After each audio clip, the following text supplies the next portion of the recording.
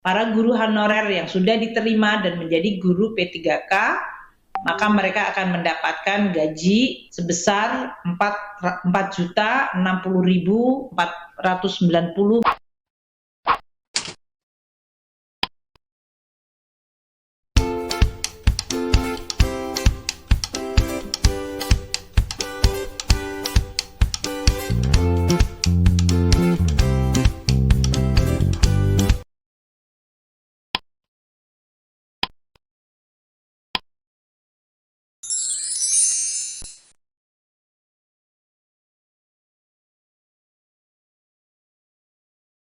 Bapak Ibu sekalian, hari ini kita di dalam sidang kabinet terbatas bersama Bapak Presiden, Wakil Presiden, dan para menteri membahas mengenai pokok-pokok kebijakan fiskal untuk tahun 2023. Seperti diketahui, untuk penyusunan APBN 2023 tahun depan memang diperlukan suatu proses yang cukup panjang, termasuk pembahasan di dalam sidang kabinet untuk menetapkan posturnya dan kemudian indikasi dari pagu dari setiap kementerian lembaga. Untuk anggaran pendidikan tahun depan akan meningkat lagi mencapai 595,9 triliun hingga 563,6 triliun rupiah. Ini lebih tinggi dibandingkan tahun ini yang anggaran pendidikannya ada di 542,8 triliun. Ini akan mendukung berbagai belanja pendidikan termasuk beasiswa kepada murid-murid, yaitu 20 juta siswa, kartu Indonesia Pintar kepada mahasiswa sebanyak 975,3 ribu mahasiswa mendapatkan beasiswa, dan juga untuk membayar tunjangan profesi guru dan PNS untuk yang merupakan profesi pendidik sebanyak 264.000 orang.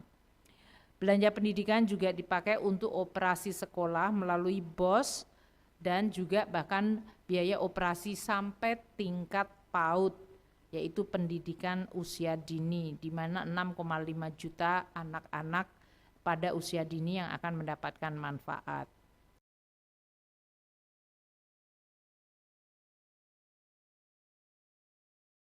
Kalau kita lihat untuk tahun 2021 ini telah dicadangkan 1,46 triliun untuk gaji ASN pusat maupun yang baru. Jadi ini artinya nanti kalau para guru honorer yang sudah diterima dan menjadi guru P3K, maka mereka akan mendapatkan gaji sebagai ASN dan tunjangan kinerja dan sejenisnya untuk guru, termasuk yang dalam hal ini sebesar 4.060.490 bagi guru yang menikah dan memiliki 2 anak dari sisi total tunjangan kinerjanya. Ini adalah anggaran yang sudah disediakan dalam bentuk APBN pusat maupun APBD. 1,46 juta untuk ASN pusat dan 1,46 triliun rupiah untuk gaji ASN pusat yang akan direkrut dan 24,92 triliun untuk ASN daerah yang akan masuk menjadi PNS dan ASN. Kita mengetahui bahwa untuk pusat ini akan ada formasi 54.581, baik yang untuk CPNS 27.291 dan untuk yang P3K sebesar 27.290. Untuk daerah yang akan lebih besar, dalam hal ini untuk CPNS 119.094 dan untuk P3K tadi yang disampaikan Pak Wapres dan Pak Mendikbud akan ada rekrutmen sampai dengan 1.2.616 orang. Tentu kita berharap para guru yang tadi 1,6 juta yang statusnya sekarang honorer akan bisa melakukan persiapan sehingga bisa diterima dengan kualitas sesuai dengan ujian yang akan ditetapkan. Selain itu kami masih ada untuk P3K non-guru, yaitu tenaga non-kependidikan, itu masih akan ada formasi sebanyak 70.000 lebih. Inilah yang kita sediakan anggarannya hingga mencapai 24 triliun. Tadi yang saya sampaikan untuk atau 24,9 berarti sudah mendekati 25 triliun. Banyak pemerintah daerah mengatakan ya mereka akan rekrut kalau ada anggarannya, dan sekarang kami telah menyediakan anggaran. Tentu dengan demikian kita berharap akan ada proses perekrutan dengan tetap menjaga kualitas. Alokasi anggaran untuk pembayaran gaji tunjangan yang melekat pada gaji untuk tahun anggaran 2021 ini akan mencapai sebesar 58,8 triliun. Nah, mekanismenya tentu saja dalam hal ini sesudah formasi guru tadi ditetapkan di masing-masing kabupaten, kota, daerah. Kalau yang untuk tadi P3K daerah, maka kemudian mereka melakukan tadi sesuai yang disampaikan oleh Bapak Menteri atau Mas Menteri.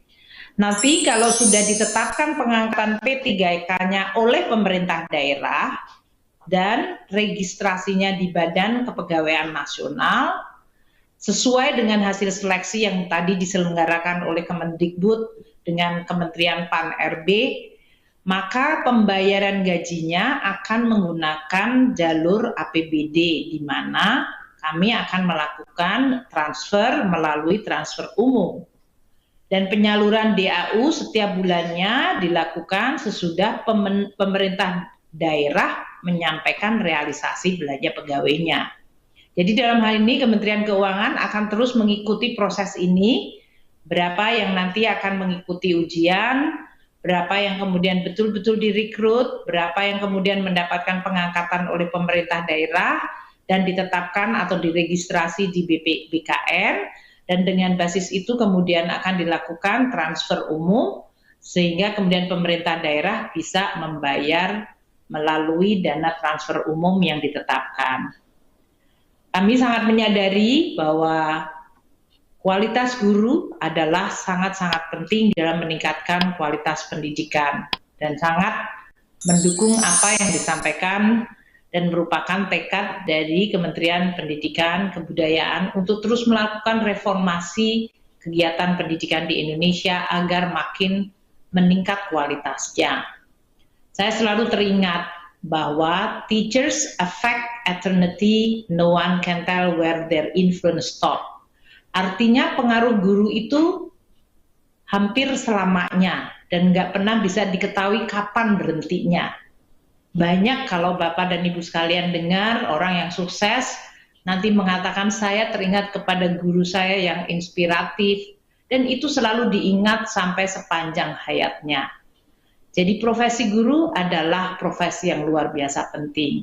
Saya berharap langkah-langkah ini akan bisa memberikan tidak hanya sekedar harapan, tapi juga tekad dari seluruh para tenaga pendidik, para guru untuk terus mencintai, berdedikasi, dan memberikan yang terbaik untuk para siswanya.